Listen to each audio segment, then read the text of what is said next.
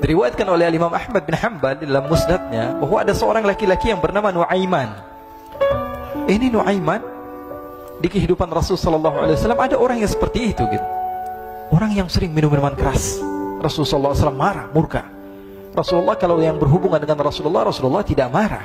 Tapi kalau sudah berhubungan dengan agama, Rasul sallallahu alaihi wasallam adalah orang yang paling marah, orang yang paling istiqamah dalam kebenaran.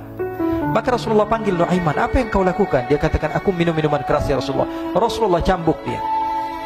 Kemudian dia bertobat kepada Allah. Kemudian ketahuan lagi minum. Kemudian dicambuk lagi oleh Rasulullah SAW, sehingga sebagian sahabat memukul dia dengan pukulan yang banyak. Sehingga apa yang berlaku? Sebagian sahabat mengatakan, la'natullahi ala Nuaiman. Semoga Allah melaknat Nuaiman. Dia mempermainkan Rasulullah. Dia bilang sudah mau taubat tapi minum lagi. Dia bilang sudah mau taubat tapi minum lagi. Maka Rasulullah SAW mengatakan, la tal'anuh fa innahu yuhibbullah wa rasulah. Kata Rasulullah, jangan kamu laknat Nuaiman, karena dia itu cinta sama Allah, cinta sama Rasulnya. Dalam riwayat dia dicintai Allah dan dicintai oleh Rasulnya Muhammad sallallahu alaihi wasallam. Ibn Majah menceritakan bahwa Nuaiman ini pernah suatu waktu diajak oleh Sayyidina Abu Bakar pergi ke negeri Syam.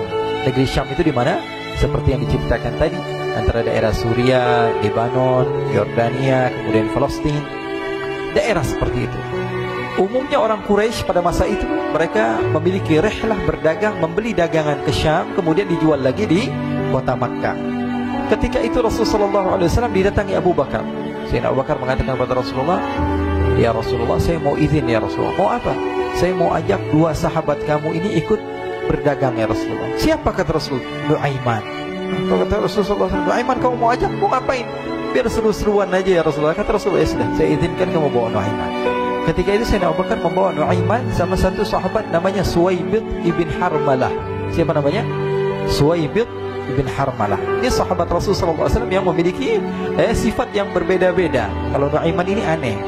Pernah Rasulullah SAW dibawain makanan banyak, dikasih Rasulullah, dikasih sahabat semua. Semuanya sudah makan, tiba-tiba si Nuaiman ini, sahabat Nabi Nuaiman mengatakan kepada Rasulullah, ya Rasulullah, ini yang penjualnya, tolong kau yang bayar ya Rasulullah. Makanan udah habis. Makanan udah habis. Rasulullah SAW bingung, saya yang bayar. Akhirnya Rasulullah katakan kepada sahabat, ayo keluarkan uang, kita patungan, kita bayar. Rasulullah aja dimainin, apalagi kita orang. Sallu ala Nabi Muhammad. Nuaiman diajak Sayyidina Abu Bakar. Kata Rasulullah SAW, benar kamu mau ajak Nuaiman? Iya ya Rasulullah. Diajaklah. Diceritakan dalam riwayat Ibn Majah, diceritakan juga dalam Siyar A'lam Nubala, diceritakan juga dalam Musnadnya Imam Ahmad bin Hanbal, dalam riwayat Imam Ahmad bin Hanbal. Maka diceritakan Nuaiman diajak oleh Sayyidina Abu Bakar. Sesampainya di negeri Syam, semua dibagi tugas. Fulan bin Fulan kerjaannya ini, Fulan bin Fulan kerjaannya ini. Semua memiliki kerjaan. Nuaiman tanya, wahai Abu Bakar, kerjaannya saya apa wahai Abu Bakar? Kata Sayyidina Abu Bakar, kamu mau ngapain terserah kamu wahai Nuaiman. Yang penting kamu ikut saya kan. Kemudian satu di antara mereka namanya Suwaibid ibn Harmalah.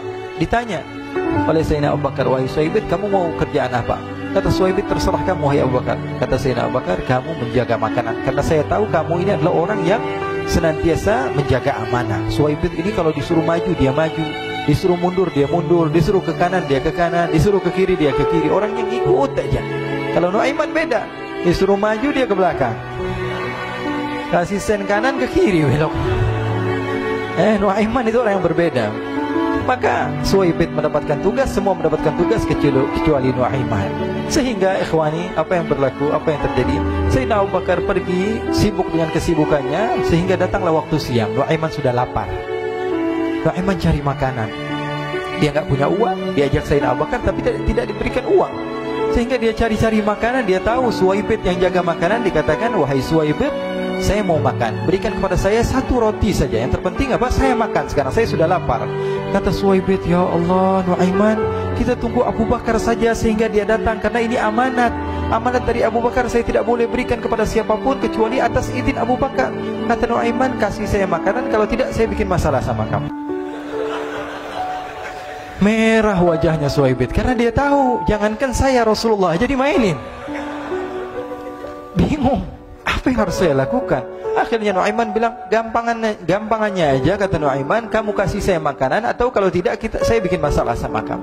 Bingung Suhaib pikir panjang. Setelah itu dia katakan, ya sudah Nuaiman, saya tetap mau jaga amanah Abu Bakar, karena saya takut ini adalah perintahnya Allah, perintahnya Rasulullah SAW, dan perintah daripada Abu Bakar sahabatnya Nabi. Kata Nuaiman, kalau memang begitu kamu maunya, ya sudah, berarti kamu ngajakin berantem sama saya. Nuaiman pergi ke pasar. Dia cari-cari tempat penjualan hamba sahaya. Dia lihat-lihat beberapa hamba sahaya. Ini berapa harganya? Ini katanya 10 qalanis.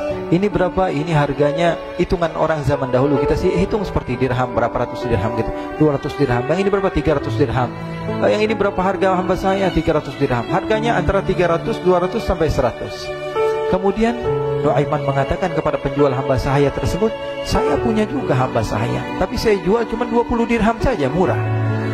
Katanya, apa benar ada hamba saya harganya segitu? Iya, karena dia punya aib, ada kekurangan. Apa?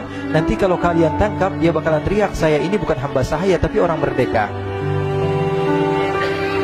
Akhirnya semua orang berkumpul mau beli. Ini Nuaiman sama Nuaiman diajak ke Suhaib bin Harmalah tadi.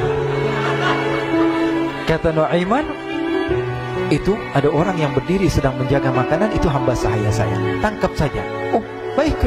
Diberikan uang 20 dirham, dimasukkan oleh Nuaiman ke kantongnya. Kemudian Suhaib ditangkap.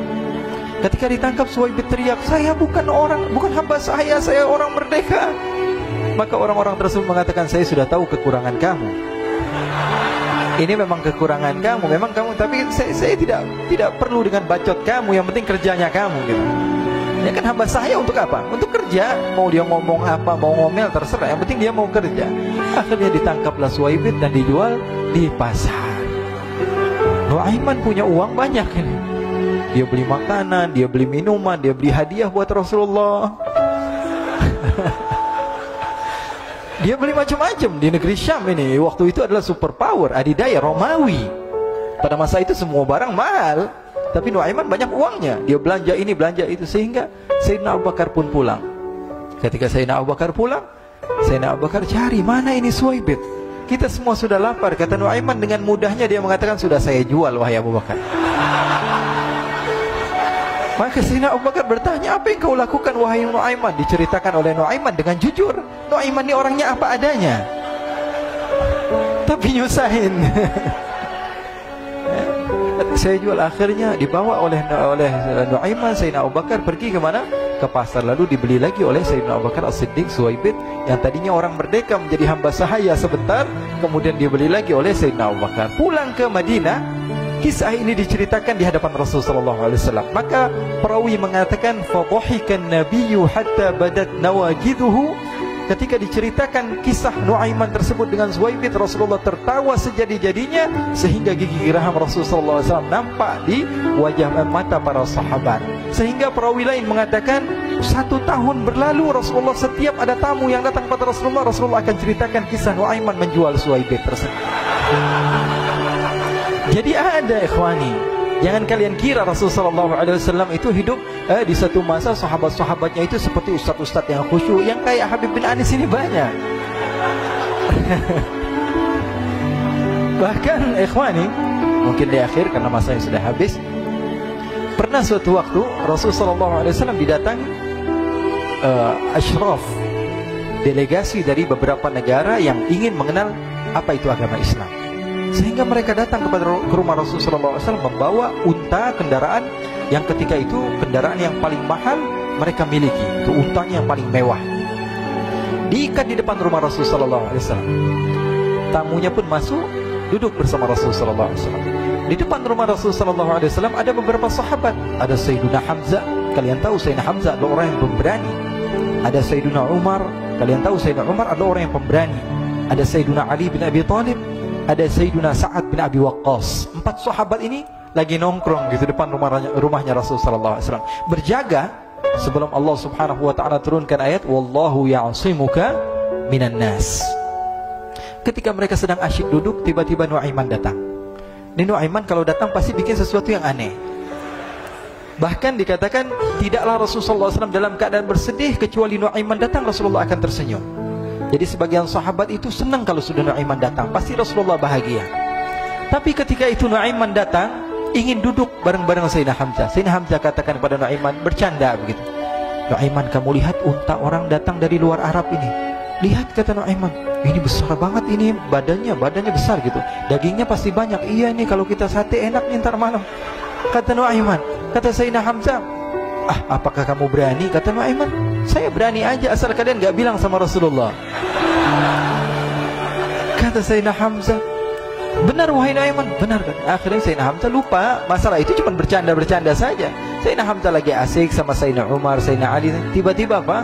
Ternyata ketika dia melihat unta tersebut sudah pisah antara kepala sama badannya. Nuaiman mengatakan, wahai Hamzah, ini unta saya sudah potong, saya mau pergi sebentar. Kalau Rasulullah cari saya, tolong jangan beritahu di mana saya. Nanti kalau keadaan sudah aman, mari kita nyate bareng-barengan. Ini ada yang seperti itu di zaman Rasulullah SAW.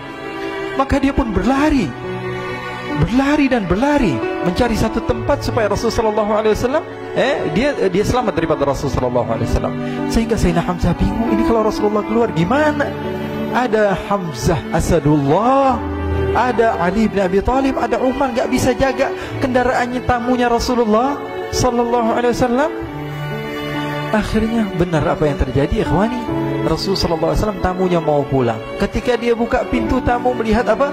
Untanya sudah begitu. Mereka teriak, wana qatah, unta kami wahai Muhammad.